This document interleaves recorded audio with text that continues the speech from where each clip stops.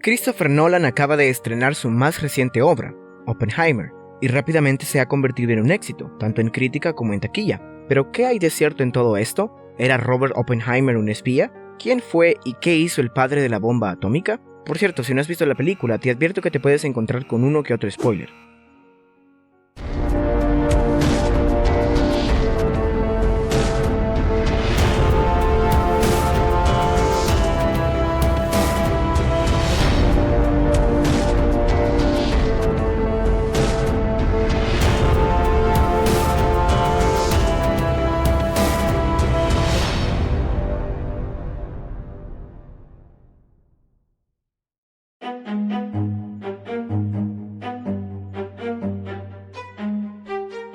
Julius Robert Oppenheimer nació el 22 de abril de 1904 en Nueva York, en el seno de una acomodada familia de inmigrantes alemanes judíos.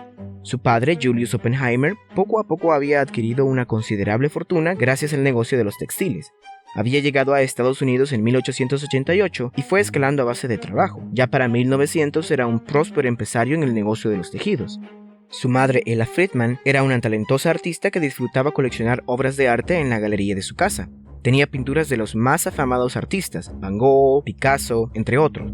Así, el pequeño Robert nunca sufrió de escasez económica y siempre obtuvo lo que necesitaba. A pesar de ello, las personas que convivieron con él no lo describen como un niño arrogante y pretencioso, sino todo lo contrario, amable, generoso y que nunca presumía de lo que tenía.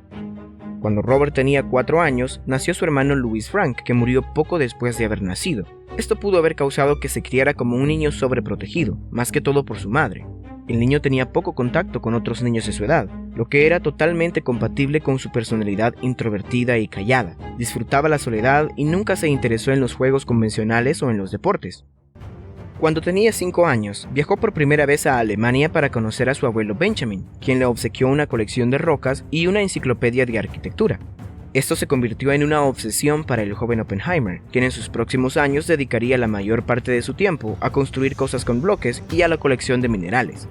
Le apasionaba tanto el tema que utilizaba la máquina de escribir de la familia para intercambiar ideas y experiencias con algunos de los geólogos más experimentados de la ciudad. Incluso fue invitado al Club Mineralógico de Nueva York a impartir una conferencia. Su padre lo convenció de que asistiera, y todos quedaron maravillados al darse cuenta que se trataba de un niño de tan solo 12 años. Siempre dio muestras de tener una inteligencia excepcional, y sus padres, conocedores de ello, lo apoyaban en cuanto podían. Si el niño quería leer poesía, ellos conseguían para él los ejemplares de los mejores poetas y escritores. Si decía que quería aprender otro idioma, traían hasta su casa tutores privados para que le impartieran clases. Por esto y por el ambiente en el que creció, Robert era un hombre muy culto y sabía hablar con fluidez varios idiomas.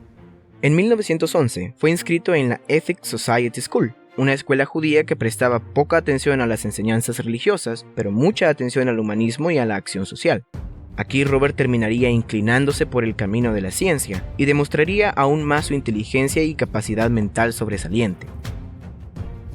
Al terminar sus estudios de secundaria, justo antes de entrar a la universidad, cayó enfermo y sus padres lo enviaron con un profesor ya jubilado a un viaje al desierto de Nuevo México. Aquí su corazón quedó encantado con la soledad de los paisajes desérticos. Años más tarde compraría un rancho precisamente en este desierto, y también sería el lugar donde se convertiría en el director del proyecto que cambiaría su vida. Pero por ahora, Robert aún era muy joven. Con 19 años y luego de recuperarse, ingresó en la Universidad de Harvard y en solo 3 años logró graduarse en química con la mejor nota de su clase. En estos años descubrió que su verdadera pasión estaba en la física y se interesó mucho en la física experimental. Por ello viajó al Reino Unido para estudiar en la Universidad de Cambridge, bajo la tutoría de J. J. Thomson, descubridor del electrón y Premio Nobel de Física en 1906. Aunque su inteligencia era evidente, su destreza en trabajos manuales parecía no estar al nivel, y él mismo se convenció de que su fuerte no era la física experimental, sino la física teórica. Los años en Cambridge fueron muy duros para él, tuvo varios episodios de depresión e incluso fue diagnosticado con esquizofrenia. Afortunadamente pronto se recuperó y estaba listo para embarcarse en su verdadera pasión, la física teórica.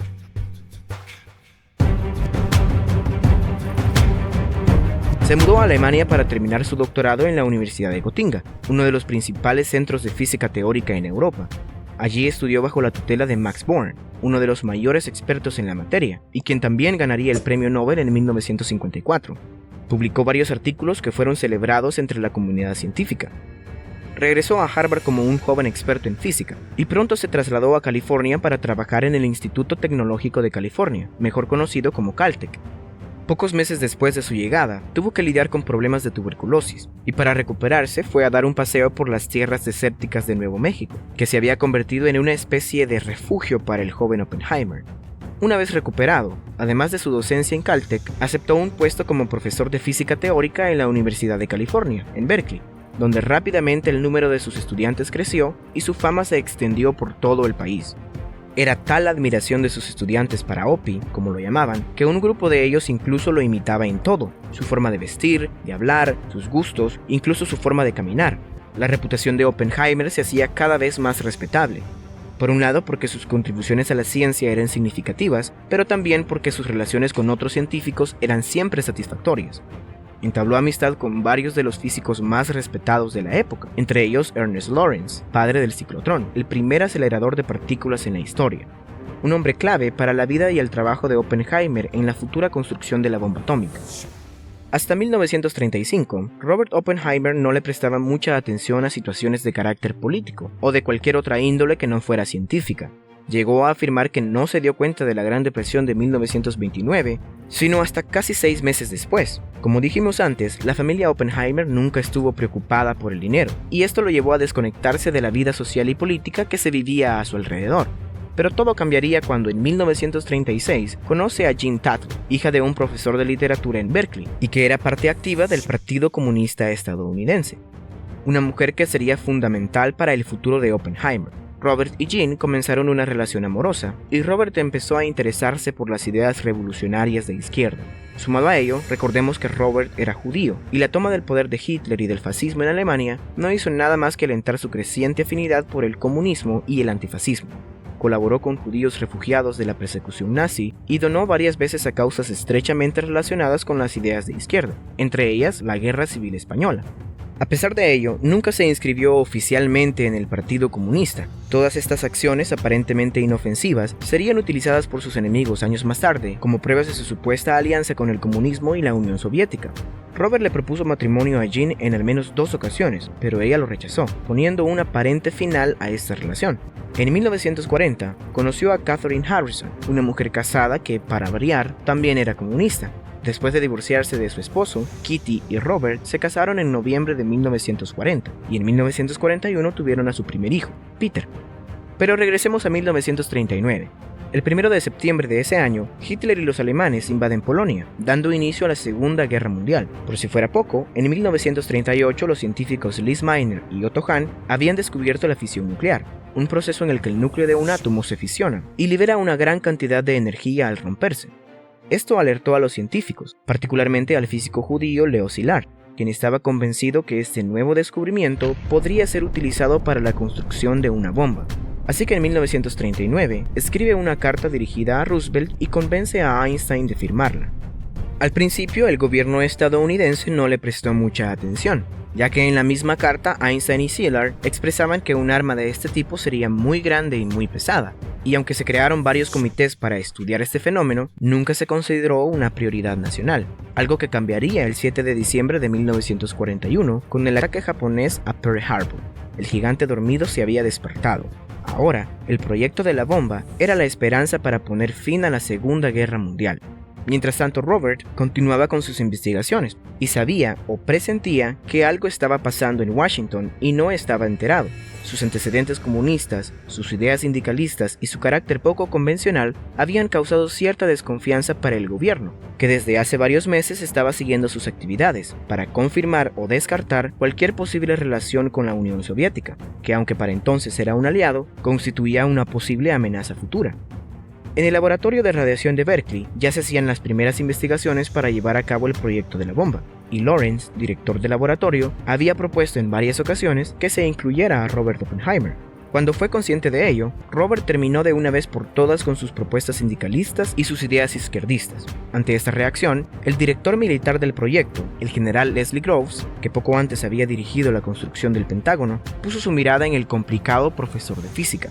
Groves hizo caso omiso a los antecedentes izquierdistas de Oppenheimer, ya que consideraba que no había otra persona que fuera capaz de llevar al éxito un proyecto tan ambicioso en tan poco tiempo, y no era para menos. Opie se había convertido en un físico respetado y admirado por gran parte de los científicos de la época, y tenía una capacidad de persuasión insuperable. Podía convencer a cualquiera de cualquier cosa.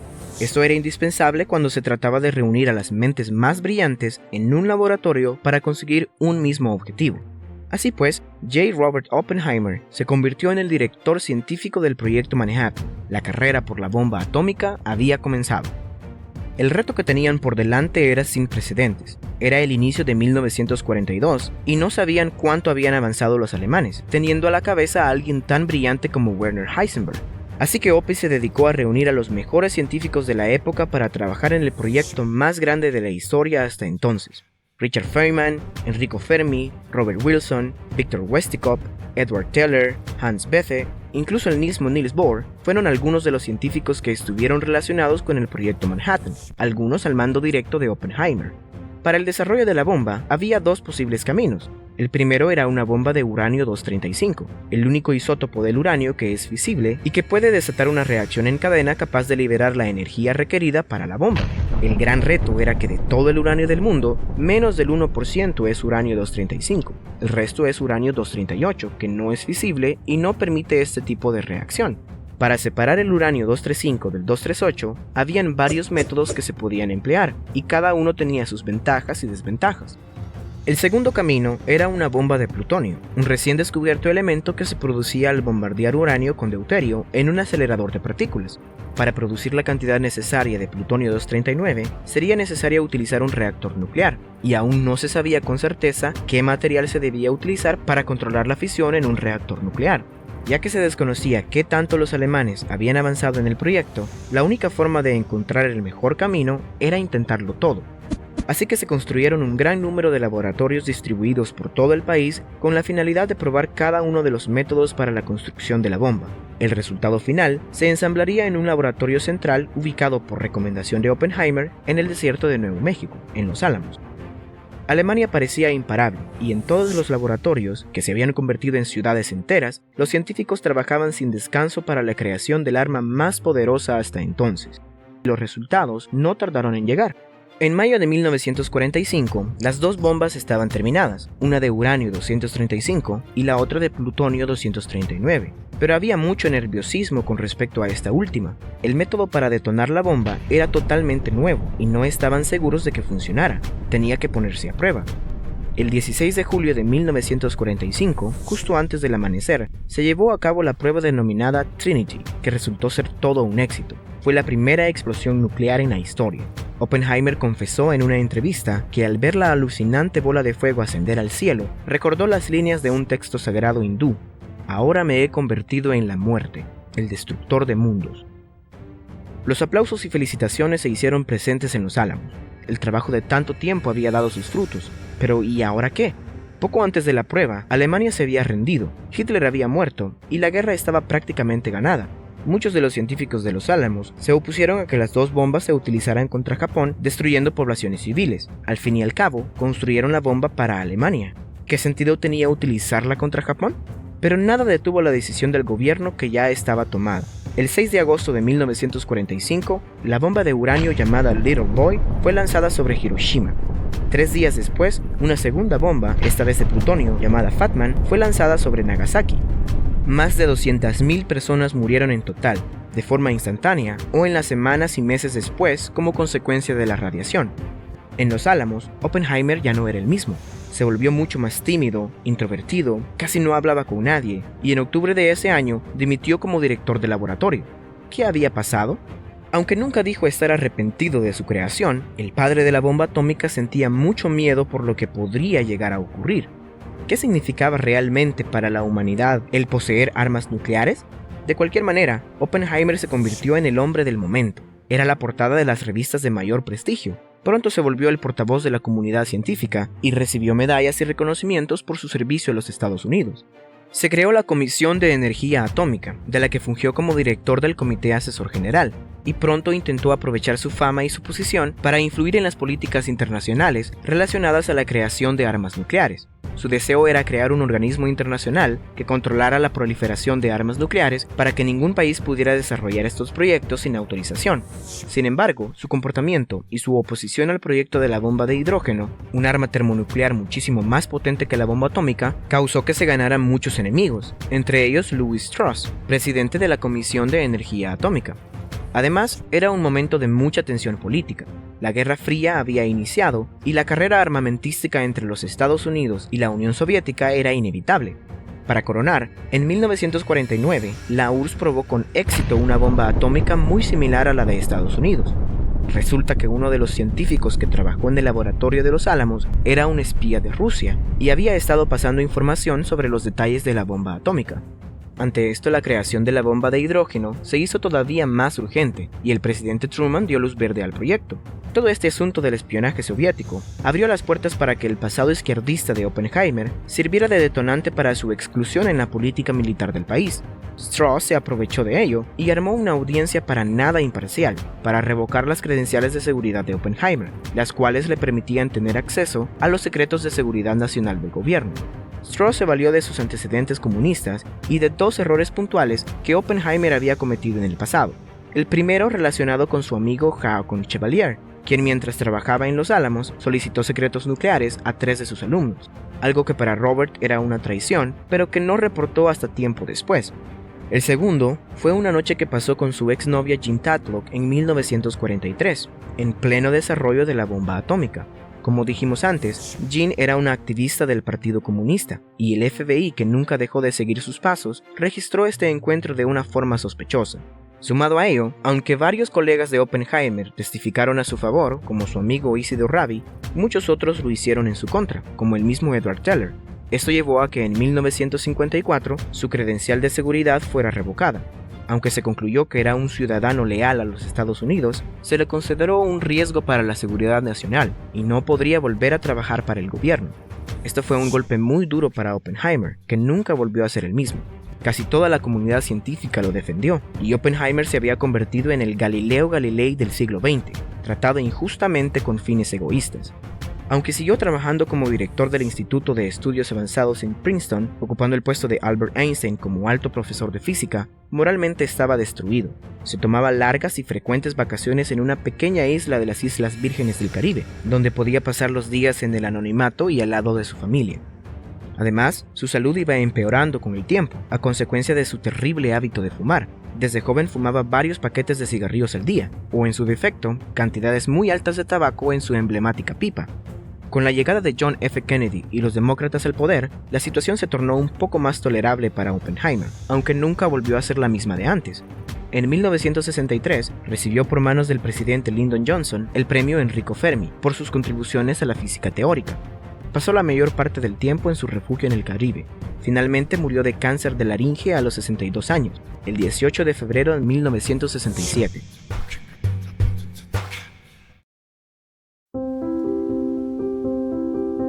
Una figura enigmática, a veces arrogante, pero muy capaz e inteligente. Para muchos un villano, y para otros un héroe y mártir de la ciencia. Al final, era un patriota herido por la culpa y la responsabilidad. Cuando alguna vez, en medio del acoso que sufría, un amigo le sugirió huir y refugiarse en un país donde se le amase y se le acogiese, Opie respondió: «Pero es que amo este país». ¿Qué opinas de la vida de Robert Oppenheimer? ¿Conoces alguna anécdota interesante sobre su vida? Déjanos tu opinión en los comentarios. Recuerda darle like y compartirlo con todos tus amigos. Si quieres conocer más historias sorprendentes, checa estos otros videos. Nos vemos en el siguiente episodio. Hasta la próxima.